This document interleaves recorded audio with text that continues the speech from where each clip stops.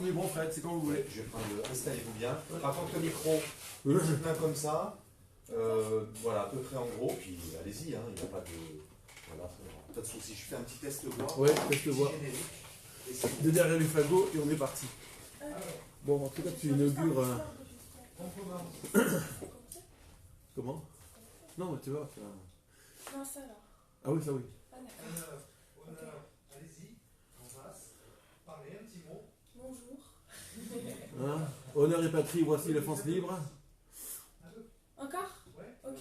Parle bien dans le micro. Ok, c'est bon. Voilà, faut pas avoir peur. Non, non, détente. Normal. Tranquille. T'en as vu d'autres. On a fait pire. Depuis un an, t'en as vu d'autres. C'est ça. Le rabbin qui est le rabbin Laroy. Un, deux. Il est formidable, il est là. Générique comme ça.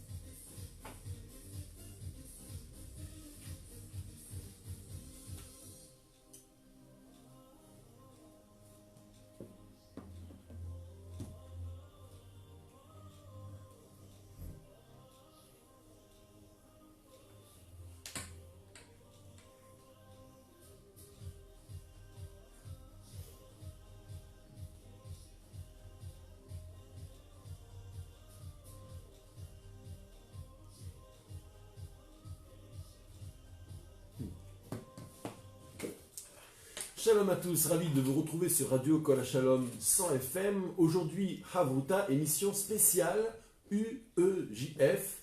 Retenez bien ce sigle, il sera notre sujet aujourd'hui, il sera même incarné. UEJF, c'est Union des étudiants juifs de France. Il existe une section à Grenoble qui, rédimée, fait merveille. Il y a une très grosse actualité qu'on a envie de vous faire partager. Et aujourd'hui, l'étude en tandem, c'est la traduction exacte de Havruta, l'étude en tandem, eh bien, se décline dans son sens le plus large. Parce que étudier, ça veut dire transmettre, et puis aussi, ça veut dire agir. Et en matière de transmission et d'action ensemble, il y a un organe à Grenoble absolument magnifique, qui est l'Union des étudiants juifs de France, ici représentée par sa présidente, que j'ai le bonheur de recevoir pour cette émission exceptionnelle, Julia Bensoussan. Bonjour. Bonjour Nissim, merci. Merci à toi de répondre à cette invitation. Je disais que l'UEJF a une très grosse actualité, mais avant cela, j'aimerais que nos auditeurs et auditrices puissent connaître l'UEJF, te connaître à toi en particulier. Ce sera d'ailleurs ma première question, mon premier sujet. Qui êtes-vous, Julia Bensoussan? Qui suis-je? alors moi je suis une grenobloise qui a voulu remonter la section de l'UEJF à Grenoble qui était plus présente depuis quelques années, 2-3 ans. Qui a une longue histoire, hein, faut-il le rappeler. C'est ça. On a en mémoire quelques figures illustres qui ont présidé à l'Union des étudiants juifs à Grenoble. C'est ça. Et donc, toi, grenobloise, tu es étudiante, évidemment. Est-ce que tu veux dire un peu ton parcours, ton cursus? Alors mon cursus, j'ai fait mon cursus. Bah, c'est-à-dire, tu fais quoi dans la vie? Alors je suis étudiante en commerce international. Eh bien voilà. Voilà, c'est Très aussi bien. simple que ça. C'est ça ta carte de visite pour l'heure, hormis ton engagement associatif et militant. Mais grenobloise, dis-tu, toujours dans les structures communautaires, bien évidemment, tout le monde connaît ce nom et maintenant ce prénom, et remonter la section UEJF. Pourquoi remonter la section UEJF? Pourquoi c'était important à tes yeux? Pourquoi est-ce que tu t'es engagé? Alors pourquoi? Alors c'est très simple. À Grenoble, il n'y avait plus de sections, comme j'ai dit précédemment. Ouais. Et on avait cette envie de redynamiser la vie étudiante, de faire des shabbats, des afterwork, enfin, qu'il y ait une vie juive étudiante à Grenoble, tout simplement. Formidable. C'est vrai qu'il y avait déjà pas mal d'initiatives, mais il manquait un sigle. Il manquait d'abord de se rattacher à l'histoire de l'UEJF, qui est importante à Grenoble, et puis de se rattacher aussi à une enseigne, une marque qui est connue de partout, des administrations, des politiques, des étudiants eux-mêmes. UEJF, qu'est-ce que c'est que ce sigle? Qu'est-ce que c'est que cette marque? C'est quoi pour toi? Et pourquoi c'est important de t'engager dans l'UEJF? Alors l'UEJF, l'Union des étudiants juifs de France, Ça permet donc forcément de se retrouver entre Entre nous. étudiants. Donc c'est Voilà. ciblé, ça c'est le E. C'est union et E. Voilà, U et E. étudiants. Alors UEJ entre juifs, Oui. en France à Grenoble. En France, à Grenoble. Voilà, ça permet aussi aux étudiants qui ne sont pas grenoblois d'avoir un peu un repère quand ils arrivent, de pas se, enfin, de Oui, parce que tout le monde connaît l'UEJF. C'est ça. Ça existe depuis combien de temps l'UEJF dans l'Hexagone? Je me suis laissé entendre dire, comme dirait l'autre, que c'est l'affaire de 70 ans. Est-ce que tu confirmes? Je confirme. 70 ans. Donc c'est-à-dire toute l'après-guerre, voire même pendant la guerre déjà, va naître un petit noyau d'étudiants engagés et qui va affronter tous les combats. Alors je sais que l'UEJF est aux avant-gardes en fait de bon nombre de combats médiatiques et politiques, voire même porte une vision pour la communauté juive, une vision qui n'est pas une vision de résignation justement, une vision d'initiative, une vision de progrès. Est-ce que toi tu t'inscris dans cette vision? Est-ce que la vision de l'UEJF, du projet UEJF, son logiciel, est-ce que toi, titre personnel, ça te plaît? Ah oui, bien sûr, sinon je ne me serais pas engagée dedans. Puis on se bat contre certains combats, comme les combats aussi de l'antisémitisme, du racisme et tout ça. Alors, antisémitisme, racisme, xénophobie, ça ce sont vos combats. Donc en fait, vous ne vous battez pas seulement pour les juifs. Non. Ça c'est intéressant. Vous savez décliner à l'universel vos idéaux. Exactement. Très bien. Sur Grenoble, est-ce que tu as déjà, toi, dû mener, entre guillemets, certains combats? Alors, ouais, entre guillemets, on a eu, par exemple, pour les fêtes religieuses, notamment pour Kippour, Rosh Hashanah, tout ça, pas mal d'étudiants nous ont contactés pour leurs examens qui avaient lieu ce jour-là, donc je vous ai contacté également, Oui. pour pouvoir justement les aider à ce qu'il n'y ait pas de problème avec les administrations de leurs écoles.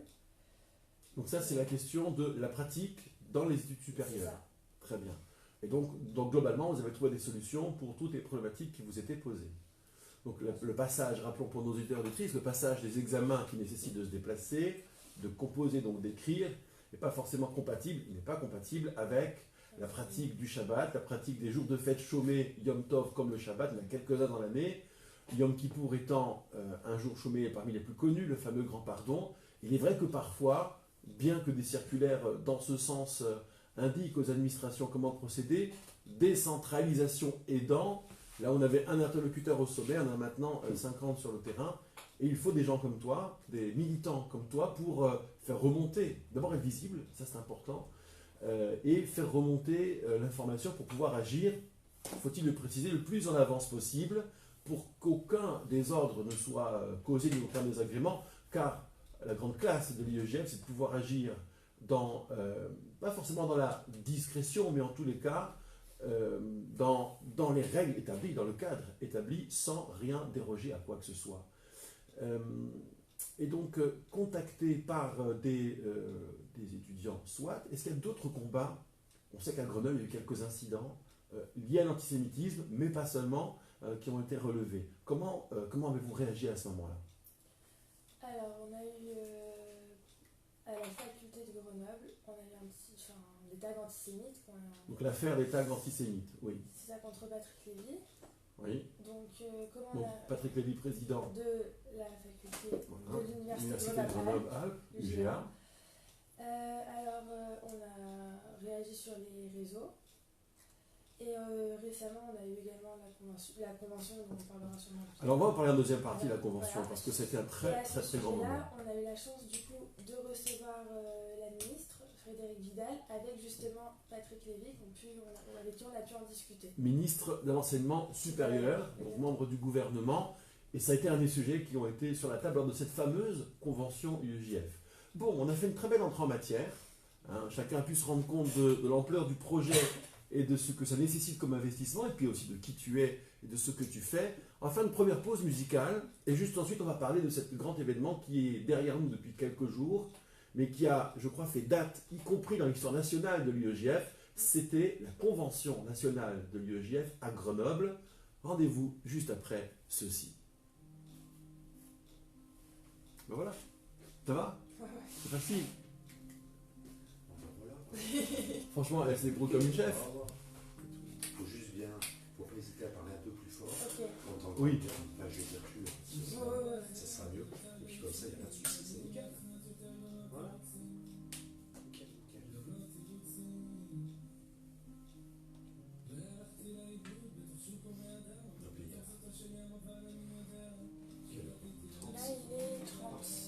20, ouais, 30. Oui, bien. Bon, on va parler de la convention. T'as évidemment tout en tête. Quasiment, ouais. Donc, c'est un bavardage informel, d'accord? Si je vois que c'est patine, je relance sur notre question. Et puis voilà, c'est tout simple. Après, c'est toujours en direct ou pas? Là, oui, le live il est là, oui. Mais c'est sympa parce que ça fait du off. Tu peux t'adresser aux internautes. Ouais, non, c'est que bon. C'est bon. Juste les détails, tout ça, les détails, les différences. On va voir si on sent dans la conversation, ça devient intéressant. Ça, je peux. De quoi? Les détails. Par exemple, de tout ce qui s'est dit pendant les conférences. Quoi, t'as pas tout mémorisé? Non. Tu vas pas me dire qu'il y avait sommeil pendant cette convention. C'est pas Dieu possible. Je n'oserais pas le dire. Vous avez bossé, hein. Qu'est-ce que vous avez bossé? Ouais.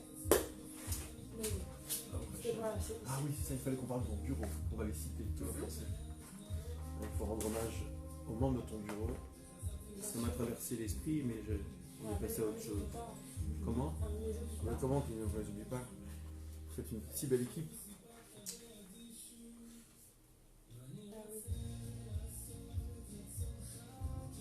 Moi j'appelle ça attestation.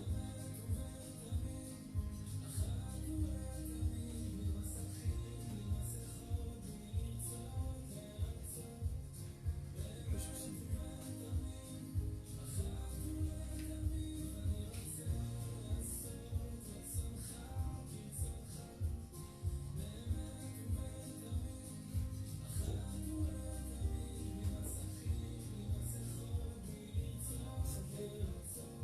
Moi je trouve ça.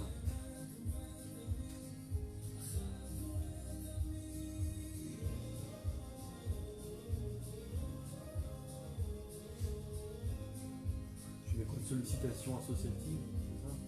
Obligation. Une obligation. J'en profiterai au pire pour les inviter. Ah bah pour moi, et ben voilà. Toujours d'une pierre 10 coups. La politique, c'est pas une pierre 2 coups. Ça, c'est on a perdu. Une pierre 10 coups. 10 coups. C'est qu'en même temps, tu déstabilises ça, tu grandis ça, tu prépares ça, tu répares ça, tout en même temps. C'est ça nos internautes apprécieront. Ouais. On nous observe. Eh oui, un œil nous regarde. Il y a combien de secondes encore? Combien de secondes là? Là c'est fini? Non, c'est bon. On va y aller. Il n'y a pas le voyant. C'est vert.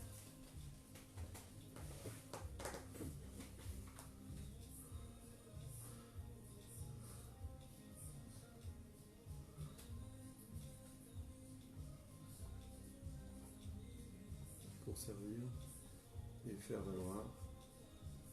Parce que de droit, il ne faut quand même pas exagérer.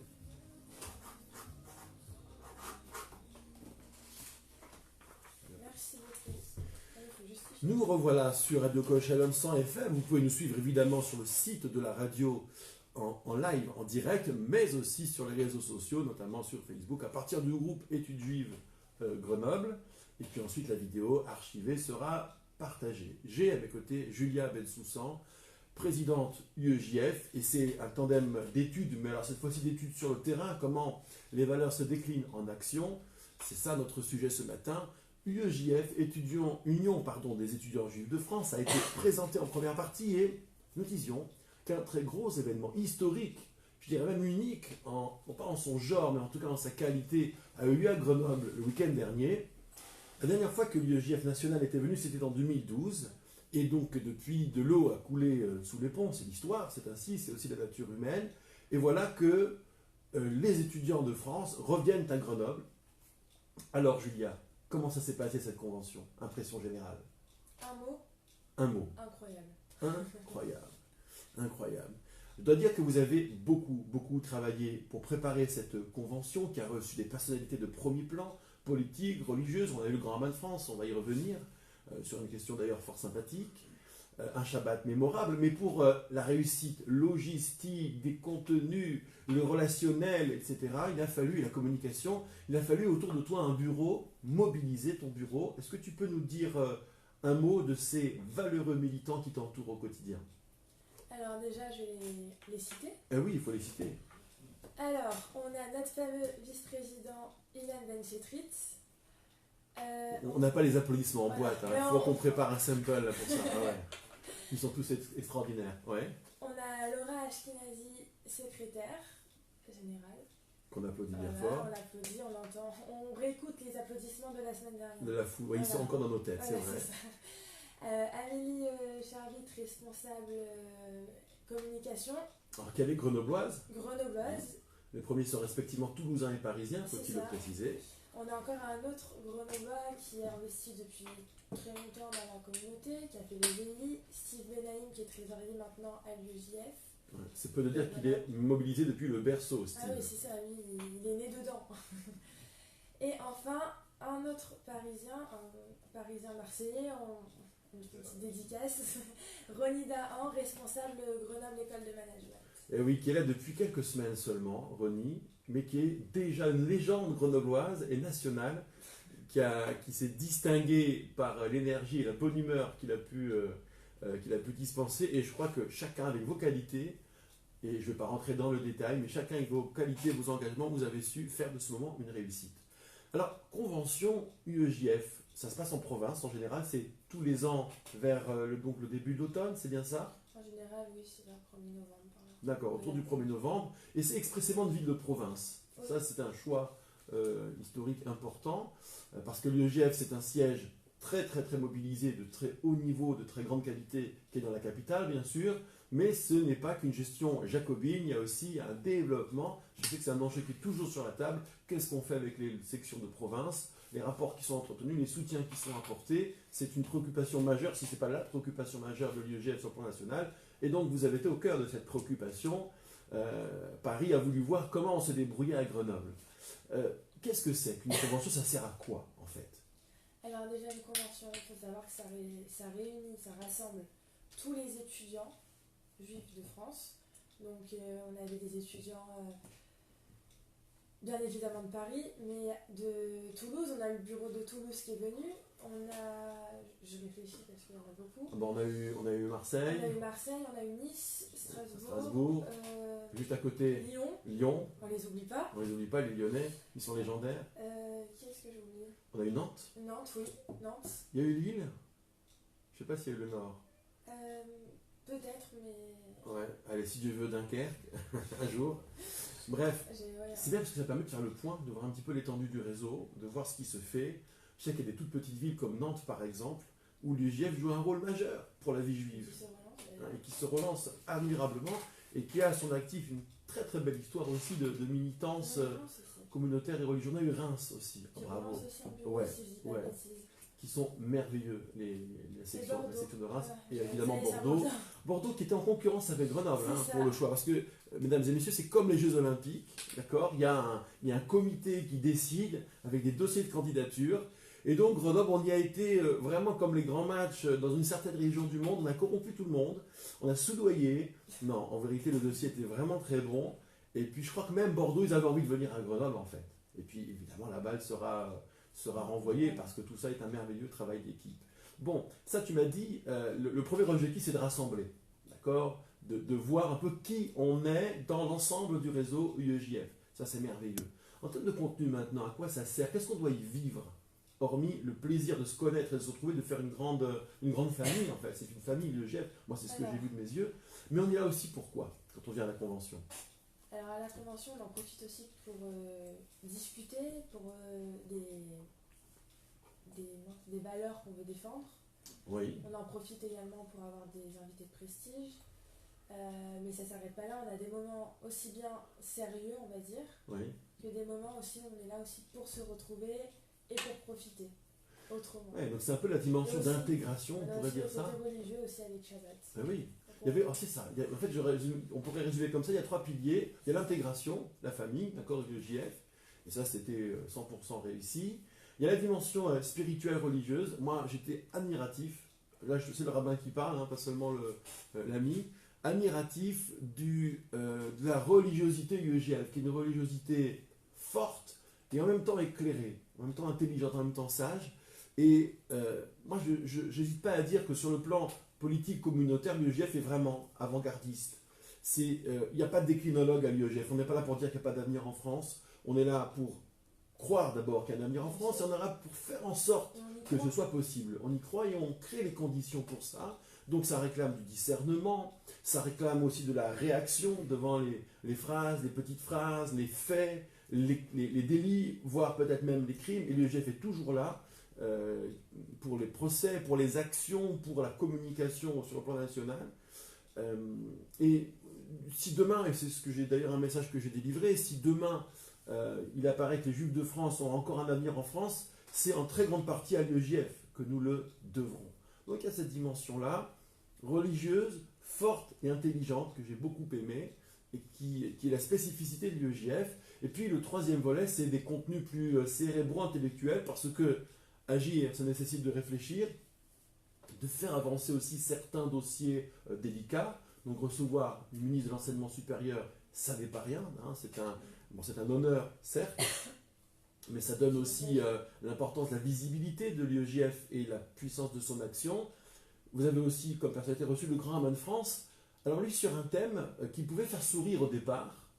Alors je ne sais pas si c'est son choix à lui, ou le choix du Bureau national, ou le vôtre, comment dire, parce que la question paraît désuète, en fait elle est ironique, et si c'est son choix, je sais qu'il y a comment dire, un art consommé de l'ironie, qui est une très grande qualité intellectuelle comme chacun sait.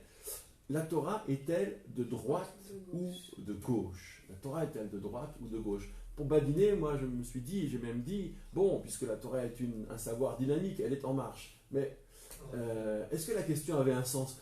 Le Grand Aman de France, qui a été magistral comme toujours, t'en ressort en gros, en très très gros, avec quelle idée? Tu te rappelles ce qu'il a dit en conclusion d'ailleurs? Le mot de conclusion, c'était exactement ce que tu fais là, ce que tu dis là. Tu peux le dire au micro, je sais pas. Voilà. Et en fait, il a fallu 3 bons quarts d'heure, plus 1 heure d'échange, pour comprendre que cette question, elle était évidemment saugrenue, voilà, qu'il n'y a pas vraiment de réponse. Par contre, il y a une manière, par les extrêmes bien sûr, mais il y a une manière d'investir les valeurs et de sans arrêt faire le va-et-vient avec la Torah. Donc évidemment, tu peux avoir une réponse à cette question. Des espérances pour les prochaines conventions, prochains événements. Qu'est-ce que ça, voilà, si on devait, la force que ça vous a donné cette réussite, ça vous a donné envie de faire quoi pour la suite? Parce qu'on parlera d'un très gros événement qui a lieu ce lundi en 3e partie. Mais voilà, est-ce qu'il y a eu des envies qui sont remontées sur Grenoble en l'occurrence, oui. Alors déjà, ça a renforcé les étudiants grenoblois à vouloir participer, je pense, aux événements. On a également... qu'est-ce qu'on a d'autre? Moi j'ai entendu parler de Shabbat, de Shabbat à la montagne, de repas cachés. Exactement. On veut faire on aimerait, dans l'idéal, que chaque étudiant sur Grenoble, qui n'est pas grenoblois justement, puisse faire Shabbat dans les meilleures conditions. En fait, il y a déjà un accueil des familles, mais vous voudriez le rendre systématique. C'est ça. Plus un étudiant, exactement. ça c'est un vrai slogan et un engagement, plus un étudiant dehors, un étudiant à repas, oui. Un étudiant à Shabbat, on va dire. Ouais. Plus un étudiant en dehors des familles de Shabbat. Très bien.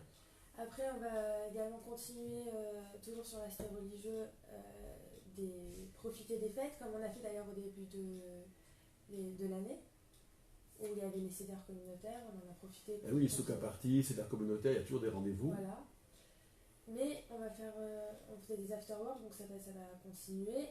Des week-ends organisés, donc comme on l'a fait l'année dernière, on a le week-end de Purim qui a été mémorable. On a fait ça avec Ariel et plusieurs sections de France. Ouais. On a reçu à Genève, à Genève, ouais. exactement. 300 étudiants et là on a d'autres projets à venir.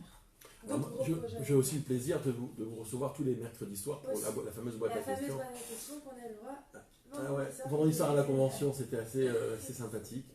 On a eu des questions que je ne pourrais pas répéter à ce micro, mais on les a affrontées copieusement sous forme de débat. Hein. Je n'étais pas le seul évidemment à prendre la parole. Et on renouvelle donc l'exploit tous les mercredis soirs à 20h30 autour d'un dîner fait maison. On va faire une deuxième pause musicale. Donc j'étais très heureux de revenir sur cet événement. Et il y a devant nous lundi soir un invité de marque que vous accueillez, et pas n'importe où. Ça se passera à GEM, Grenoble École Management. Je vous en dis pas plus. Juste après la pause musicale, nous nous retrouvons. T'as vu, ça passe vite, hein? Ouais. Ça passe. Là, on a senti la fatigue à la fin de la Hein? on a senti la fatigue à la fin de la convention quand il y avait la conférence. Ouais. Ah oui, mais Tout le monde était- Franchement, mais même que l'amphi soit plein à ce moment-là et qu'il y ait un vrai échange, malgré. Parce que les gens sont couchés à 8h du matin. Tu vois? Ah ouais, Franchement, mais- c'est admirable. Parce que personne n'avait le fusil sur la tempe, hein. Personne n'a séché en fait.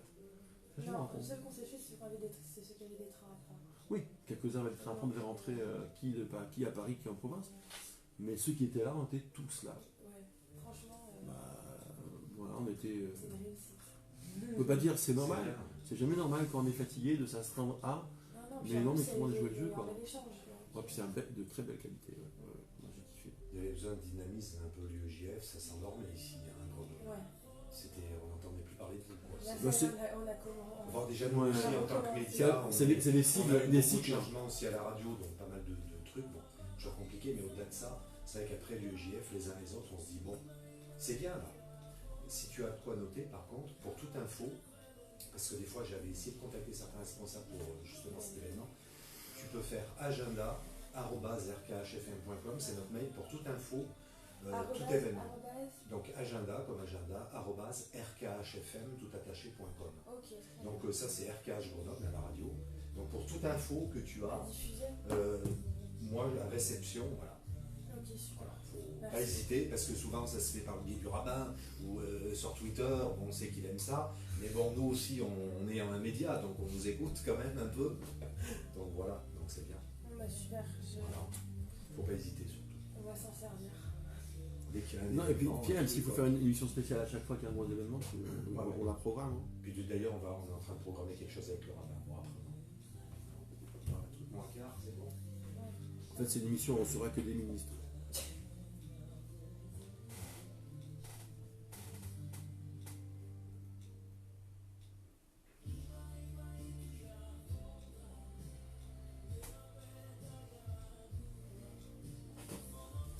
Donc sur Benjamin, tu as quelques infos sur Benjamin Rothschild? Comme ça. J'ai quelques infos. Voilà, c'est très bien. La petite truc, mais comme son site fin. Vous êtes les témoins des témoins. Ouais, ça c'est une très belle phrase. Mais je sais qu'on est désolé à le dire dans les discours, mais non, on n'a pas pu. Président honoraire, je sais plus ce que c'est. Je vais taper. Regarde si tu trouves. Il n'y a pas une fiche Wikipédia? Enfin, j'ai pas internet ici. T'as pas un projet? Non, ce serait plus le projet du coup, un truc comme ça. Alors, mon téléphone est mobilisé, mais sinon j'aurais volontiers. Alors après, Fred, excusez-moi. Après, on va enchaîner sur l'actu communautaire direct avec le petit jingle derrière. Vous faites pas Einstein? Si, on va parler d'Orenstein. 5, Ouais, quelques minutes. quelques minutes, et après l'actu communautaire. J'essaie juste de chercher ça. Ça va libérer. Ouais. J'essaie juste de chercher ce truc. On va pas tarder à reprendre. Ok. Je crois que je l'avais pas mis. Non, je l'ai pas. Enfin, j'en ai juste pas mis de chercher ça. Au pire, tant pis. Non, c'est pas grave. Je pense que les auditeurs comme les internautes, nous en tiendront pas trop rigueur. Ouais. Parce que c'est bon, quelle caféine. Oui.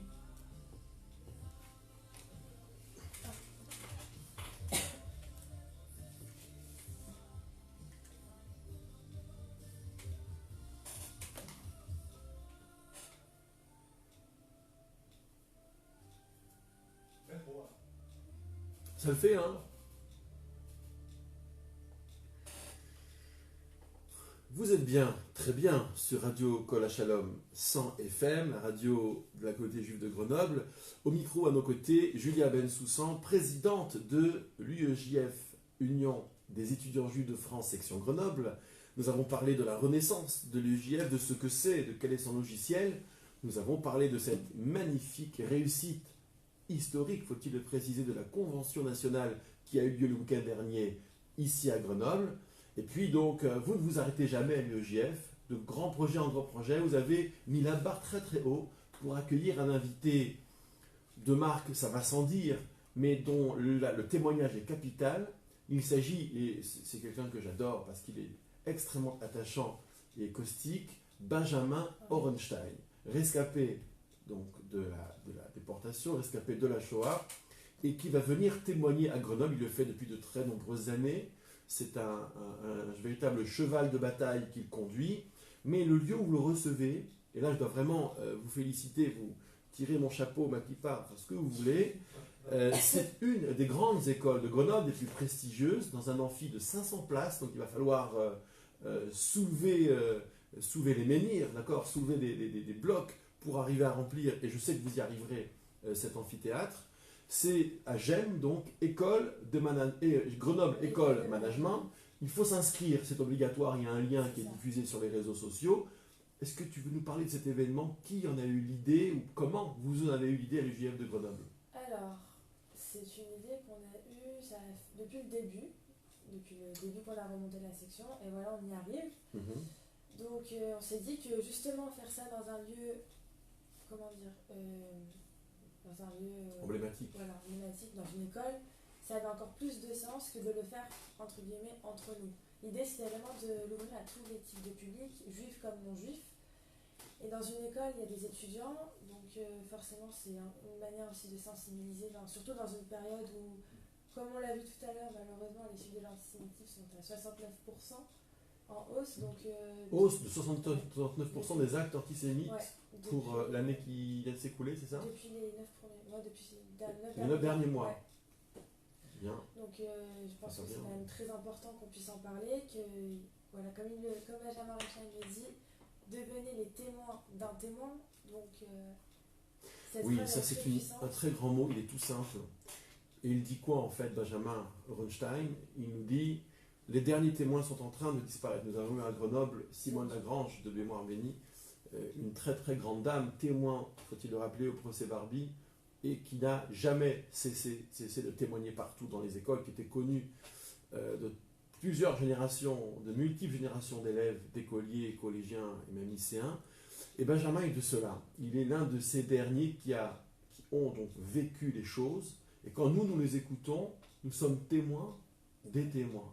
Ça veut dire que les livres d'histoire raconteront, bien sûr, mais on sait bien que le combat, il est ailleurs. La connaissance, j'allais dire, théorique, malheureusement, sur le terrain médiatique, ça vaut malheureusement pas grand-chose. Par contre, quand on a vu quelqu'un, lorsqu'on l'a entendu, lorsque l'on est dans sa chair convaincu qu'on n'est pas devant une affabulation, mais devant une catastrophe qui est advenue, alors on reçoit cette puissance en soi, et l'on devient témoin d'un témoin, témoin oculaire d'un témoin, comment dire, qui a vécu malheureusement les choses.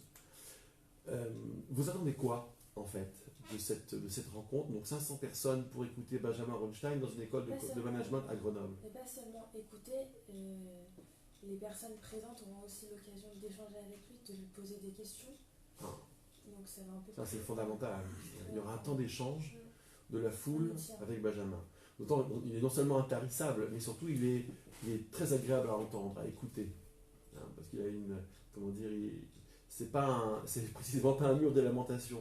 C'est quelqu'un de très très joyeux, et c'est ça qui témoigne pour lui en fait. C'est que les gens verront un homme qui a vécu le pire, qui se bat pour sa santé parce qu'il est dans un grand âge bien sûr, mais qui en même temps est rempli d'une puissance de vie, d'une force de vie. Décidément, le mot puissance vient beaucoup aujourd'hui. C'est tout à votre honneur, UEJF. Et c'est ça, je pense, qui peut interroger, mais aussi émouvoir, bouleverser, et en tous les cas imprimer dans les consciences. Donc ça aura lieu lundi à 19h. Ce lundi, il faut le dire un petit peu avant, je suppose? Oui, c'est préférable. C'est préférable. Voilà, donc lundi 12 à 19h à l'école de management de Grenoble. Vous avez sûrement reçu un SMS, ou sinon sur les réseaux, il y a un lien d'inscription qui est obligatoire. Et oui, pour raison de sécurité. Voilà. Il y a juste nom, prénom et adresse mail, donc ça prend 2 secondes. Comme on a cité l'école, on peut donner l'adresse? Oui, on peut, mais je ne l'ai pas. Tu n'as pas. Donc c'est j'aime. Cherchez bien, c'est pas loin de la gare de Grenoble. Je crois que c'est rue ou avenue Pierre-Sémar. Je ne sais plus au combien, mais bon. Tram B, non, tram E qui très bien desservi devant le tram B. Je sais pas. Alors ça, c'est un autre problème, d'accord. Voilà, On reviendra voilà, sur vos pas de revendications sur Voilà. l'aménagement du territoire. Hein, on fera une émission pour ça si tu veux. Pour l'heure, donc voilà, retenez bien ce rendez-vous. Merci beaucoup, Julia Bensoussan. Merci d'avoir été avec nous aujourd'hui. Merci beaucoup. On va donner, pour clôturer cette émission, quelques informations communautaires. C'est parti. Alors Julia, tu peux intervenir bien sûr s'il y a des compléments d'infos. Je tiens aussi juste à Vas-y. compléter que justement, on a fait ça en partenariat avec une association de GEM qui s'appelle GEM en débat. Donc je tiens aussi à GEM en débat est partenaire de l'UEJF pour l'accueil de Benjamin Orenstein lundi 19h. Très bien. Et ça, pour moi, l'occasion donc de... Voilà, c'est sur l'affiche, sur le visuel qui circule partout. On aura l'occasion de vous dire que lundi, il n'y aura pas cours parce qu'il y a cours tous les jours, tous les soirs à Grenoble. Alors, notamment, votre semaine peut commencer, par exemple, le dimanche matin. Il y a le Talmud Torah des enfants à la synagogue Bar Yochai, synagogue Rachi également. Il y a à la synagogue Bar Yochai le Talmud Torah des adultes qui se décline en deux parties. D'abord la formation à la vie juive, 10h30, 11h30, enfin 10h, 11h30, ça dure 1h30, puis 11h30, 12h30, cours sur la paracha de la semaine. Si Dieu veut, vous en aurez un écho sur les ondes très prochainement, et donc c'est un cours qui est très prisé, qui fonctionne bien. C'est un fil rouge donc tendu d'un bout à l'autre de la paracha, et au milieu du fil, un nœud qu'il nous faut résoudre.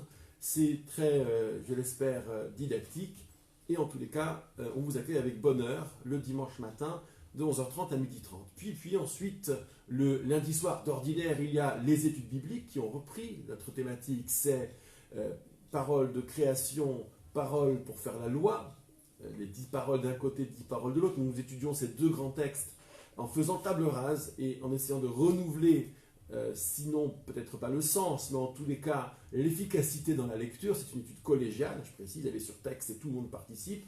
C'est 20h, 21h30 le lundi à Bar Yochai, pas cette semaine, car nous sommes de témoignage à GEM comme indiqué précédemment. Le mardi, il y a les collégiens qui ont rendez-vous à midi pour le repas cachère qui leur est proposé.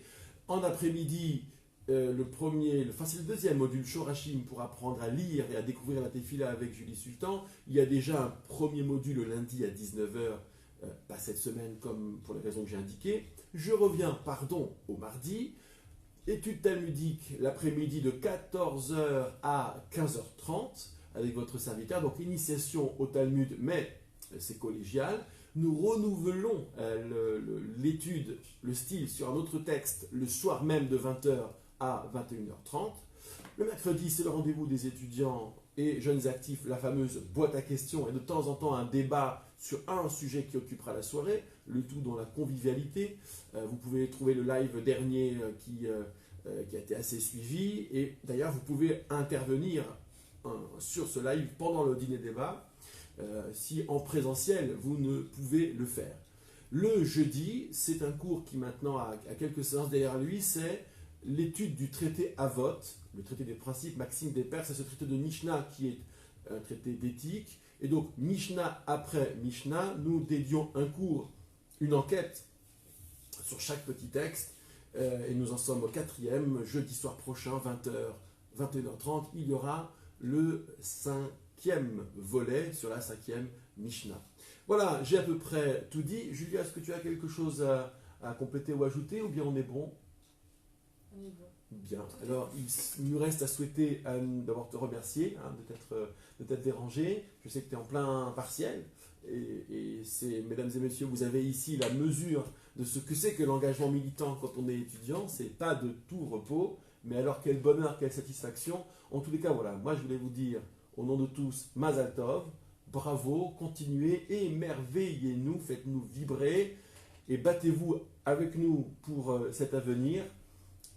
Pour que ce soit toujours un bonheur d'être juif en France, d'être juif tout court, un bonheur d'être, tout simplement. Merci à tous, merci à toi, merci à Fred aux manettes, Shabbat Shalom. Shabbat Shalom. Et voilà. Et ben voilà. Bravo Julia. Merci. On peut saluer les internautes? Ouais, et on peut leur donner rendez-vous aussi ce soir pour le Shabbat déjà. Ah bah ouais. Voilà. Non, c'est ça le prochain ça. C'est pas ce Shabbat? Non, c'est le prochain. Ah bon? Ah ouais. Ah ouais, je sais, voilà, ce que tu- je sais pas, on a tellement Donc, envie de repartir. Après ce soir c'est Shabbat puisque nous sommes vendredi, donc il y a l'office évidemment. Et puis Shabbat prochain il y aura Shabbat des jeunes offert par la famille Sidbon. C'est plutôt calme. C'est pas grave, d'accord. Donc Shabbat prochain, Shabbat des jeunes, c'est un office chanté, enfin animé par les jeunes et un grand kidouche offert dans la foulée. Bon, on y reviendra, d'accord. Merci à toi. Merci à vous.